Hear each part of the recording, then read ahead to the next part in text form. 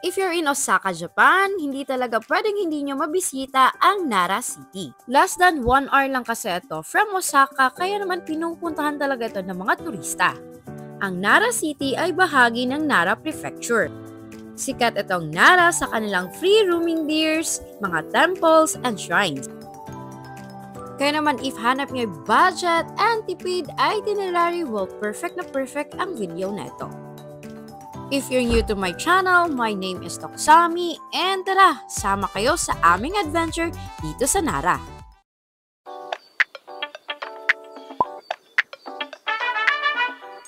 Konnichiwa minasan! Today is our day 4 here in Osaka, Japan. And today guys, we will be going to Nara!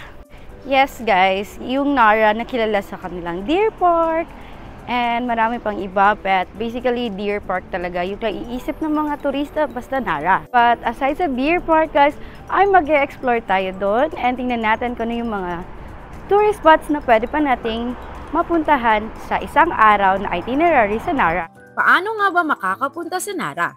Merong 2 train lines na nagko-connect sa Osaka and Nara. And you can choose which train line you can ride, either JR train line or Kintetsu Nara line. Sa case namin na accessible both line, we decided na dito kami sa Kintetsu Nara line sasakay. Marami ding mga passes ang pwede nyong magamit dito. If meron kayong JR pass, pwede siyang gamitin sa JR train line. And of course, you can use your Kintetsu rail pass dito sa Kintetsu train line. However, on our part, wala kaming mga passes na ginamit and regular iCocal card lang ang gamit namin. Since from Shin Imamiya Station kami, eto pala yung mga trains na sinakyan namin. And yes, upon boarding dito sa Kintetsu Nara line, ay it only takes around 40 minutes na biyahe at makakarating na kayo dito sa Nara City. Mga laga, we finally made it here sa Nara City, ang major capital ng Nara Prefecture, and I welcome you to Nara City. It took us around almost an hour to get here from our hotel sa may Shin Imamiya. And yes, nag-Kintetsu kami. And yung pamasahe is around 680 yen for this trip. Now, if you want to roam around Nara, Osaka, Kyoto, you can avail a pass na tinatawag na Kintetsu Rail Pass that will cover those areas. Hindi kami kumuha guys kasi again, iba't iba yung trip namin. So ayan, nag-regular lang kami ng pamasahe and ginamit namin ay iCocal card. For our first stop here in Nara ay pupunta tayo sa Nakatanido, which is doon mo makikita ang traditional na mochi pounding. Punta natin guys. So malapit lang kasi siya sa Nara Station, Kintetsu line, like 400 meters. Kaya eto, nilalakad na lang namin siya here. One of the reason kung bakit kami sumakay sa may Kintetsu ay dahil pagkalabas nyo ng Kintetsu Nara line ay sobrang lapit na ng mga attraction. From Kintetsu Nara line, 300 meters na walking lamang ay makakarating na tayo dito sa Nakatanido. Ang Nakatanido ay kilala sa kanilang freshly made mochi, and dito nyo din makikita ang natural na pagpapound ng mochi. True nga ang chismis na sobrang lambot, chewy, and fresh na fresh ang kanilang mochi dito. However, pagkarating namin dito sa Nakatanido ay wala ng mochi pounding show, kaya we decided muna na puntahan itong temple na to.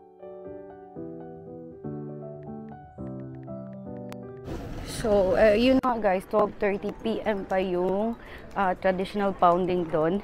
So, babalikan natin yan after an hour and pupunta muna tayo dito sa Kofukuji Temple, which is sobrang lapit lang, like 90 meters away lang siya sa Nakatanido. Ito, at pupuntahan na natin. Ang temple na pupuntahan natin ngayon ay ang Kofukuji Temple. And yes, sobrang lapit lang na to sa Nakatanido. Ito ay sa labas pa ng Kofukuji Temple at in-explore muna namin. Pwede din palang pumasok dito at may admission fee na around 500 yen for adult. We decided na pumasok, kaya naman bumili kami dito ng ticket para makapasok sa loob. Alam nyo ba na sa labas pa lang ng Kofukuji Temple ay nakakakita na kami ng mga Nara deers.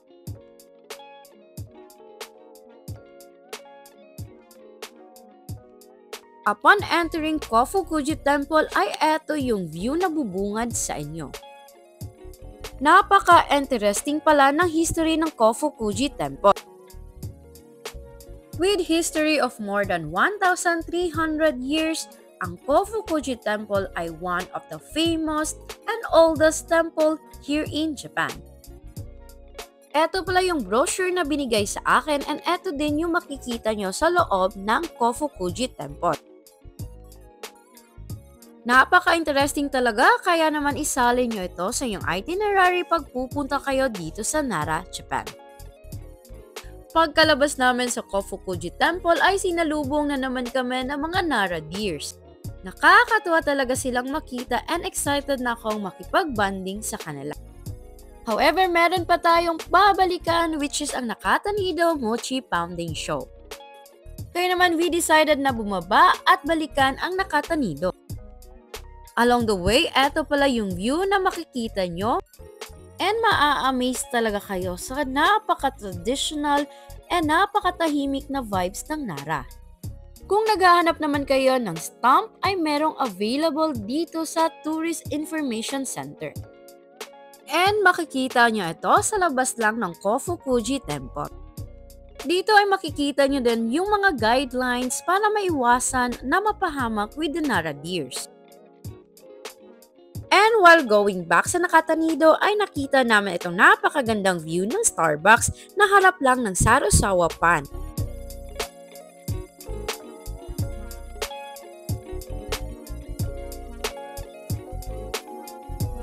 Saktong 12:30 andito na kami sa may Nakatanido and nag-uumpisa na ang Mochi Pounding Show dito.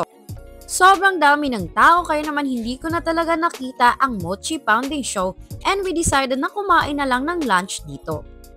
So time check, 12:30 na guys, and kagagaling namin kanina sa Nakatanido and inaabangan ko sana yung Mochi Pounding. However, pagdating ko ang dami ng tao, so saglit lang din yung process pala ng pagpapaw nila ng mochi. So if you're also coming here and you want to witness the traditional pounding of mochi, mas mainam mag-abang kayo para makapwesto talaga kayo. Kasi ang late lang ng pwesto guys. Tsaka kanina natatabunan ako, hindi talaga makita. Ayan. So after nun guys ay eto, dito kami kakain ng lunch before we proceed to our tour here sa Nara. Pero ang maganda dito sa Nara kasi ang lalapit lang ng mga attractions within the area. As in like, ang lapit lang talaga. So, masarap maglakad-lakad sa labas. However, maambon. Kaya we decided na mag-lunch na lang muna dito and magpalipas ng oras before we proceed sa our tour dito sa Nara. This is what I ordered. Oyakodon guys. And then my free na miso soup. And that's it.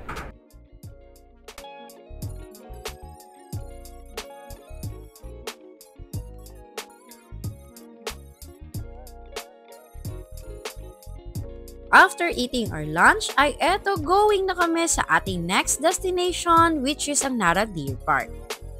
Actually, kung hindi kami bumalik sa Nakatanido, ay next na talaga naming destination from Kofukuji ay etong Nara Deer Park. And again, lahat ng mga attractions dito ay magkakalapit at walking distance lang naman. Kasi yung nadaanan nating Torii Gate guys, ano pala siya? Important cultural property. Yung pangalan niya is Ichinotori. Ayan. Tapos sinasabi ko sa inyo guys, beware sa mga male deer. Ayan. Tapos beware din na makagat. Go kasi dito nakakita na namin yung park. Ayan, ang ganda. Ang lawak pala ng park. Sa labas pa kami guys, pero ang lawak-lawak na niya. Ayan, nakikita na namin yung deer sa may bukana pa lang. Ayan.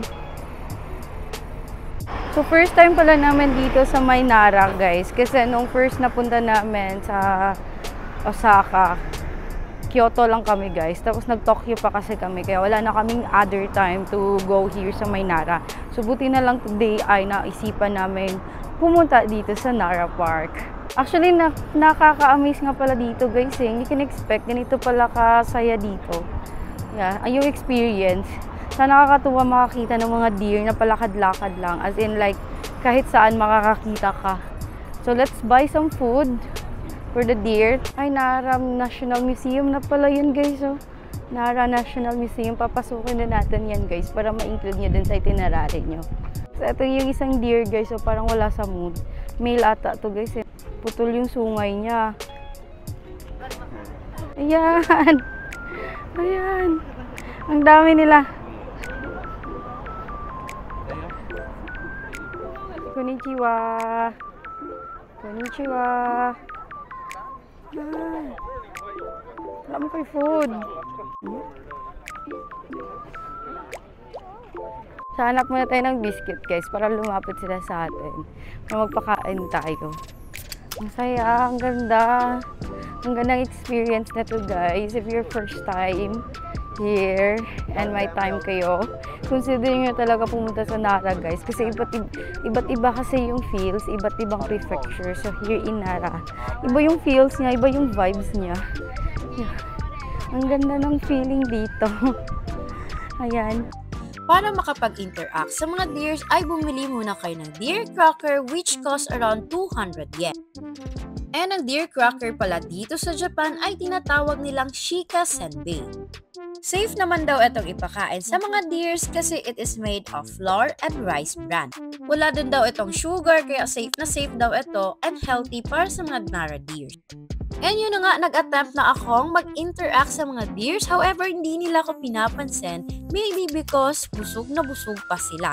Sobrang dami kasi ng mga turistang nagpapakain sa kanila dito. Siguro dahil ay marami ding mga turistang nagpapakain sa kanila guys. Kaya hindi na sila kumakain ng mga foods. Mga biscuits. Gusto nila damo na lang. Kaya mga grass na lang yung kinakain nila. So we will go to the other park, doon banda. May mga deers din doon. Mas marami lang talaga dito banda, pero yung mga deers dito busog na. Tsaka yun na lang kumain. So tatry natin doon kasi mas malawak doon guys. Yan yung mga deer.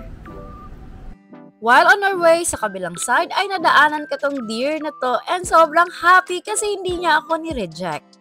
Grabe talaga yung excitement pag magpapakain kayo ng deer. And alam niyo bang nagbabaw sila sa inyo pag binibigyan niyo sila ng Shika Senbei. Isa sa napansin ko din dito sa Nara City ay grabe yung respeto nila sa mga Nara deer. Pag may tumatawid kasi mga Nara deer ay nag-stop talaga yung mga sasakyan para makatawid ang mga Nara deers.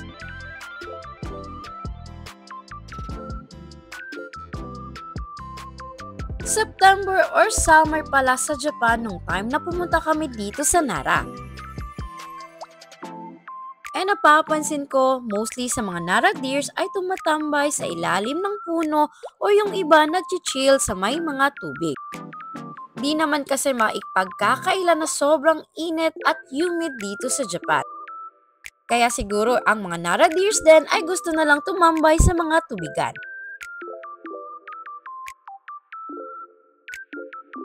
Kaya naliligo sila guys kasi naiinitan din sila. Ang init kaya ngayon.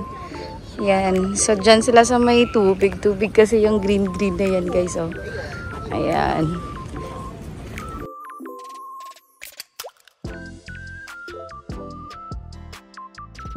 So ito, umabot na kami sa Nara Museum. And may nakita kaming temple guys. Pupuntahan natin tong temple na to. Yan. So this is the vicinity. Ayan. Walking distance lang kasi lahat guys. Kaya napaka-accessible ng mga spots here sa Nara. Saan natin yun guys oh. Ayan. Welcome to Himuro Shrine kung saan nakatira ang God of Ice. Kaya pala nung time na pumunta kami dito ay may mga ice offering sa loob ng temple. Himuro means ice house, which is dedicated sa kanilang deity na ang pangalan ay Himuro Myujin. Hindi na pala ako nag-video sa loob ng temple to give respect sa mga nagdarasal. From Himuro Shrine ay pupunta sana kami sa Todaiji Temple, which is sobrang lapit lang talaga from Himuro Shrine. However, namali kami ng pagkliko at nakapunta ulit kami dito sa Nara Deer Park.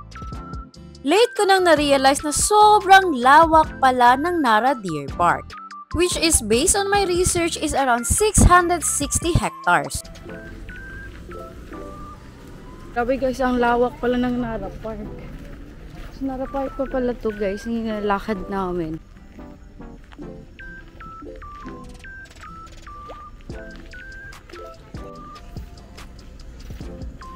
Yung mas marami dito yung deer, tsaka mas malawak dito. Mas maganda din yung view niya. Ay, ang ganda dito guys. Mas marami yung deer. Tapos parang mas gutom sila dito. Ang dali lang pakainin.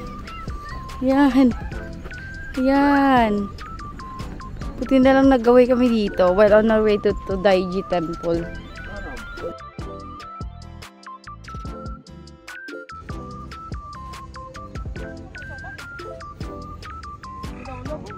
Bambi! Ay, pagka... Nice.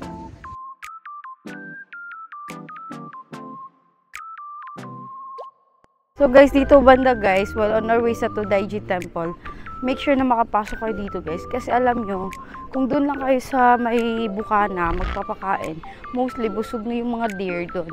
And dito guys, gutom na gutom sila. Gusto pa nilang kumain, wala na kaming biscuit. Mas mainam guys na dumiretso kayo sa looban talaga ng park. Especially mga baby deer ang meron dito guys. Ang liliit pa nila. Ang cute pa. Tapos nagtatakbuhan. Ayan.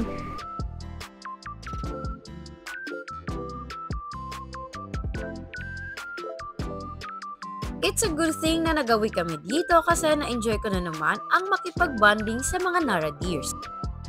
After here ay pupunta na talaga namin ang Daiji Temple. Sobrang lapit lang doon ito sa Nara Deer Park. This is going to Daiji Temple. Itong street na to guys, full pack na full pack. Kadaming mga tao. Tapos ang dami rin mga shops dito kung saan pwede kayong bumili ng mga souvenirs. Ice cream talaga yung number 1 binibili dito guys. Especially now, sobrang init kasi talaga. 400 yen yung ice cream nila dito. Ayan. So sikat pala tong Daiji Temple guys. Dahil isa sa 7 greatest temple dito sa Japan nung sinaunang panahon. Ayan. Ang ganda din dito guys. Ang ganda. Nasa bukana pa lang kami guys. So let's go inside. Hanggang dito sa Daiji Temple ay abot pa rin talaga ang mga Nara deers. As in sanay na sanay talaga silang makipaghalubilo sa mga turista dito. And grabe din karami ang mga taong pumupunta dito sa Daiji Temple. Upon entering sa Daiji Temple ay dadaan muna kayo dito sa Namdaimon Gate, kung saan makikita nyo ang 2 guardian figures na ang taas ay 8 meters tall. Upon entering ay sasalubungin na naman kayo ng napakaraming Nara deers. Napakasikat pala ng Daiji Temple kasi dito nyo makikita ang The Great Buddha. It is also designated as National Treasure and the world's largest wooden structure. And alam niyo ba na ang Daiji Temple ay one of the 7 great temples dito sa Nara.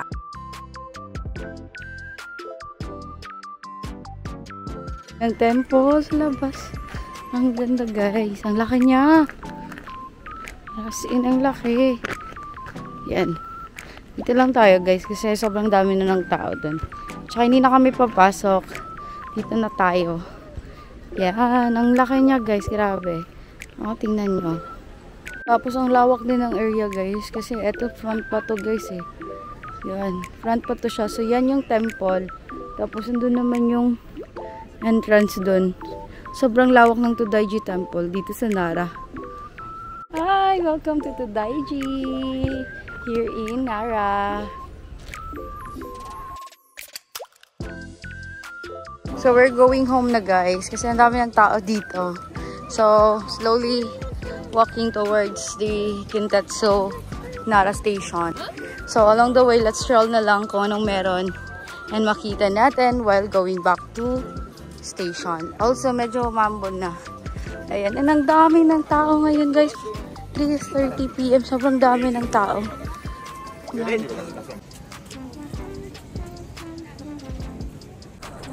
Ayan, guys. Meron pa sana akong gustong puntahan na hill. Tsaka isang temple. Hindi na kaya, guys. Kasi Wala nang energy. But if you want, lalagay ko yung name dito. Baka kaya nyo siyang i-include sa itinerary nyo. Yan, para mapuntahan na din yun. Maganda yung view dun guys eh. Tsaka malapit lang din siya dito. Kaso kami, hindi na talaga kaya. So, balik na lang tayo ng station. Ayan, ang daming tao ngayon. Kanina hindi pa ganito kadami yung tao. So, nagkukumpulan sila dito. Ayan, nagpo-food trip yung iba, nagkakape, nagsha-shopping. Ayan. May mga souvenirs dito. Tsaka ice cream, patok na patok talaga yung ice cream ngayon guys. Oh, 400 yen yan. But, ay, ito mas mura. Mas mura dito guys. 300 yen lang. Meron din silang shaved ice. So, doon tayo galing kanina. Tapos dito na naman kami dadaan, guys. Para mas malapit na lang siya. So, ngayon dito naman kami dadaan sa may Nara National Museum. Ayan. Yan yung mga deer. Init na init siguro sila, guys. Summer ba naman ngayon? 35 degrees. Diyan sila sa mga tubigan. Yan. Dami ng tao ngayon. We are back here sa Kintetsu Nara. And yes, from here ay uuwi na tayo guys. 4 PM na and let's go back to Osaka. All I can say guys, grabe. Ang worth it ng Nara na day trip namin. So happy na ma-experience and mapuntahan itong Nara dito sa Japan. And that's it for our Nara adventure. I hope na nakatulong ang video na ito sa future travel nyo sa Nara, Japan. If may mga questions kayo, please feel free to comment down and tatry kong sagutin yan. And of course, don't forget to like and follow and use my Klook code DOCSAMIKLOOK for additional discounts sa mga future bookings nyo sa Klook. And this is Doc Sammy. See you on my next Japan vlog.